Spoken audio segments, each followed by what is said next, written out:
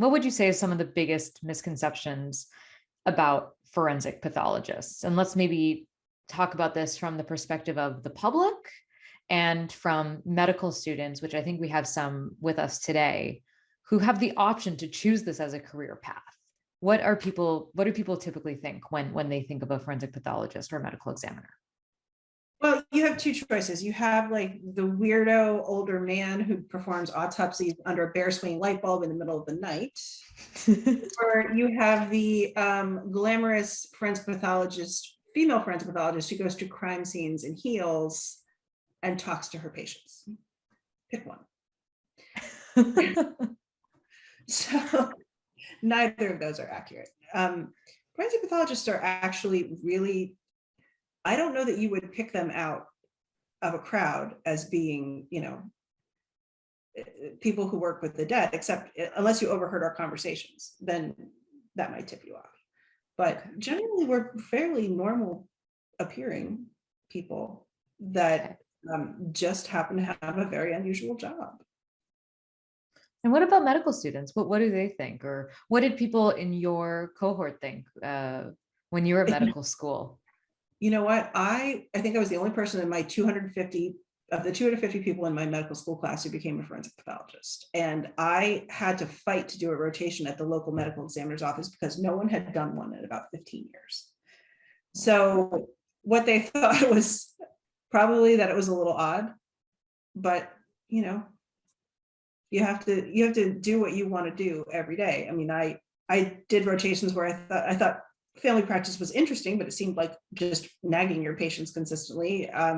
OBGYN seemed like everybody had a baby in the middle of the night, and I need more sleep than that. So, there were a lot of reasons other specialties, I tried them and they weren't terrible, but I still wanted to be a pathologist now. Yeah.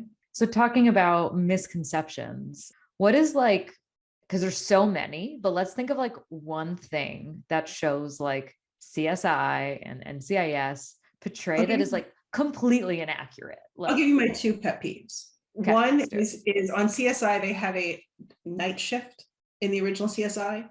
Yeah. Nobody waits better than the dead. They're not going to get up and walk out in the middle of the night. I promise you, I haven't had it happen yet. They'll wait till the next morning. You can have a day shift. It's fine.